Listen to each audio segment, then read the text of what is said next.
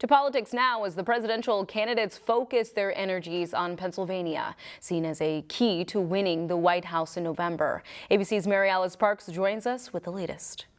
All eyes on Pennsylvania, where Vice President Kamala Harris is set to debut a new campaign bus on the eve of the Democratic National Convention. Former President Donald Trump also spending the weekend in the key battleground state. I will rapidly drive prices down and we will make America affordable again. Offering few specifics on what he would try to do to bring down costs, but upping his attacks on Harris's economic proposals. She went full communist. Harris this week blamed corporations for price gouging and promised penalties for them to try to drive down grocery costs, as well as new funding to work on the housing crisis. Republicans pouncing, saying government spending has led to inflation. As a pitch to bring back jobs, Trump pushing for tariffs on products coming from overseas. I want to cut taxes on Americans while putting tariffs on China and foreign countries to bring our jobs back home to Pennsylvania. Trump spending much of his remarks commenting on Harris's looks. They said, no, her biggest advantage is that she's a beautiful woman. I'm going, huh, I never thought of that.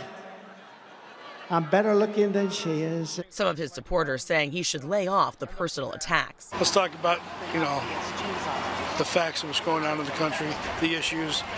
He does need to ease up on that a little bit. Harris's spokesperson in a statement writing, he resorts to lies, name-calling, and confused rants. The more Americans hear Trump speak, the clearer the choice is this November. Her running mate, Minnesota Governor Tim Walz, campaigning in Nebraska, where he was born and raised. I graduated from a town of 400 named Butte. I wouldn't trade growing up in that town for anything in the world. Spent my summers working on the farms. Now, President Biden will kick off the Democratic National Convention Monday, formally turning over the party to Vice President Harris. His team says that he should get credit for quickly endorsing her, that helped Democrats avoid a mess. Mary Alice Parks, ABC News, Washington.